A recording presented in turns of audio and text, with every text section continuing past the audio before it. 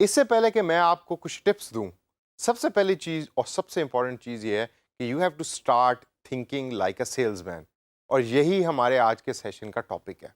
तो आइए जरा चंद टिप्स के ऊपर नजर डालते हैं और देखते हैं कि अच्छा सेल्समैन बनने के लिए क्या क्या चीजें जरूरी हैं।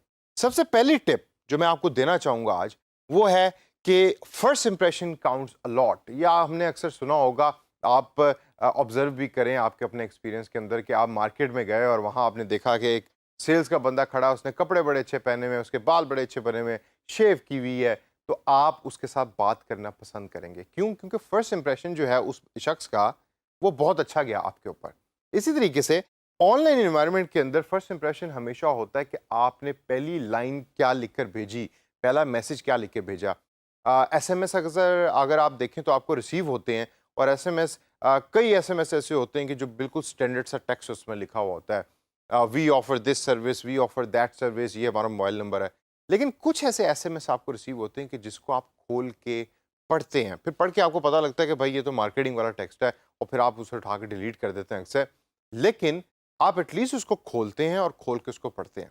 जबकि दूसरे जो एसएमएस हैं उसको शायद आप खोलते भी ना हो, उनको आप डायरेक्ट डिलीट कर देते हो क्योंकि आप उसको पढ़ना ही नहीं चाहते।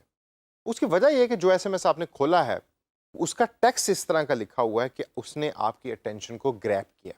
इसीलिए first impression counts a lot का मतलब ये है कि जब भी आप ऑनलाइन सेलिंग कर रहे हैं या लीड जनरेशन कर रहे हैं, तो आपकी जो स्टार्टिंग लाइन है, ये पंच लाइन है, वो बड़ी स्ट्रांग होनी चाहिए। सलाम करके करें, रिपोर्ट आप ना दिखें। ऑनलाइन सबसे इंपॉर्टेंट जो चीज़ है कि आप एक शख्स हैं, आप ह्यूमन इंटरेक्शन के अंदर बिलीव करें, रोबोटिक इंटरेक्शन के अंदर बिलीव ना करें। तो ह्यूमन जिस तरह बात करता है, सलाम करता है, आगे से हाउ आर यू कहता है, उस तरीके से बात को स्टार्ट करें। और जब बात स्टार्ट हो जाए तो आप पहली अटेंशन ग्रैब करने में कामयाब हो गए हैं, और अब आगे अब आपकी कन्विंसिंग पावर है जिसको आपने लेके चलना है और लीड को जनरेट करना है, ये किसी चीज़ को बेचना है ऑनलाइन एनवायरनमेंट के अंदर। सेकंड टिप है नेवर लूज कॉन्फिडेंस। सेल्स वाले के लिए कॉन्फिडेंस इज एवरीथिंग। अगर आपका कॉन्फिडेंस शेकी है तो आप कभी भी अच्छे सेल्स वाला नहीं बन सकते। मुझे याद है मेरी ज़िंदगी की पहली जॉब, मैं रात को 6:30 से लेकर 10:30 बजे तक लोगों के घरों में जाके नॉक करके इलेक्ट्रिसिटी पैकेजेस बेचा करता था, ठंड के अंदर। जब स्टार्ट का पहला हफ्ता था तो मेरी इनकम कम थी और मेरा आने जाने का खर्चा ज़्यादा था। I was a very bad salesman in the beginning. लेकिन जैसे जैसे मैंने सेल्स की जॉब की, मुझे एक्सपीरियंस आना शुरू हुआ, मेरे में कॉन्फिडेंस आना शुरू हुआ। और जब आप में कॉन्फिडेंस आ गया है तो आप एक अच्छे सेल्स वाले बन जाते हैं, और वही हुआ। Then I started enjoying selling, और फिर मैंने बहुत अरसा सेल्स की जॉब की और सेल्स की इंडस्ट्री से वाबस्ता रहा। इसलिए दोस्तों, आप भी जब सेल्स की जॉब शुरू करने लगे हैं तो give it some time. Confidence पहले दिन में बिल्ड नहीं होता। तो नेवर लूज कॉन्फिडेंस, और कॉन्फिडेंस बनने के अंदर थोड़ा टाइम लगता है, तो गिव सेल्स सम टाइम और डिमोटिवेट होने की जरूरत नहीं है। थर्ड कॉन्सेप्ट है FOMO का कॉन्सेप्ट। बड़ा अजीब सा ये लफ्ज़ है। इससे सिर्फ मुराद ये है कि जब आप किसी को कुछ चीज़ बेच रहे हैं तो आप अगर इंटरनली एक्साइटेड है ना, और आप उसके साथ शेयर करें कि भाई देखो ये चीज़ मैंने यूज़ की और इसके इतने फ़वायदे हैं और ये ऐसे है और ये वैसे है, तो जो सुनने वाला होता है ना, उसका इंटरेस्ट जो है वो बढ़ जाता है आपकी बात सुनने के अंदर। क्यों? क्योंकि वो ये देख रहा होता है कि यार आप भी उसी की तरह के शख्स हैं और आपने प्रोडक्ट को यूज़ किया तो आपका एक्सपीरियंस अच्छा है, तो मुझे भी इस प्रोडक्ट को यूज़ करना चाहिए, सर्विस को यूज़ करना चाहिए, और maybe I will also have the same experience which you have. तो दैट इज़ द कॉन्सेप्ट कि जिसके अंदर आप एक खाका बना लेते हैं और बना के अपना जो पोटेंशियल लीड है उसके सामने रख देते हैं कि भाई ये प्रोडक्ट यूज़ करोगे तो ये होगा। अगला पॉइंट है इन्वॉल्व पीयर्स का। हमेशा जो भी आप एग्जांपल्स दे रहे हैं उसके अंदर रियल लाइफ कैरेक्टर्स को यूज़ करें, रियल लाइफ लोगों को यूज़ करें, अपने पीयर्स को यूज़ करें कि मेरे दोस्त ने ये यूज़ किया, मेरे दोस्त का एक्सपीरियंस है, मेरे वालिद का एक्सपीरियंस है। पीयर्स को इस्तेमाल करें, जो आपके कोलीग्स हैं, जो आपके दोस्त हैं, जो आपकी फैमिली है, उनको इन्वॉल्व करें अपनी सेल्स पिच के अंदर, and think like a salesman की ये बहुत अच्छी और इंपॉर्टेंट निशानी है। अगला पॉइंट है कि always use a hard close. एक अच्छा सेल्स वाला हमेशा जब क्लोजिंग कर रहा होता है तो वो बड़ी हार्ड क्लोज करता है। हार्ड क्लोज से क्या मुराद है? फॉर एग्जांपल, मैंने सेल्स की जॉब स्टार्ट की है और स्टार्ट के अंदर मैं बहुत बुरा था, और मुझे फिर पता लग गया कि अच्छा ये जो मेरे साथ बंदा जाता है वो मेरे से बोलने में अच्छा नहीं है, ना उसकी पर्सनैलिटी अच्छी है, लेकिन वो सेलिंग बहुत ज़्यादा कर रहा है। क्यों ज़्यादा अच्छी सेलिंग कर रहा है? क्योंकि उसमें कॉन्फिडेंस है और वो कन्विंस अच्छा करता है। तो जब मैंने कन्विंसिंग करना शुरू कर दी तो बंदा कन्विंस हो गया। The customer is now convinced. लेकिन the sale only happens when you close it. अगर आपने क्लोज नहीं किया तो आप बेसिकली बातें करके आ गए और अपने 15 से 20 मिनट आपने ज़ाया कर दिए। तो हार्ड क्लोज से मुराद ये है कि जो लास्ट का 1 मिनट है कि जिसके अंदर आपने कस्टमर से इंफॉर्मेशन लेनी है या पैसे लेने हैं कस्टमर से, उसको हम क्लोजिंग कहते हैं। तो अगर आप क्लोजिंग अच्छी नहीं कर रहे तो आपके पास सेल्स तो नहीं आ रही है, बस बातें कर रहे हैं लोगों के साथ। तो convincing power is good but closing power is not good.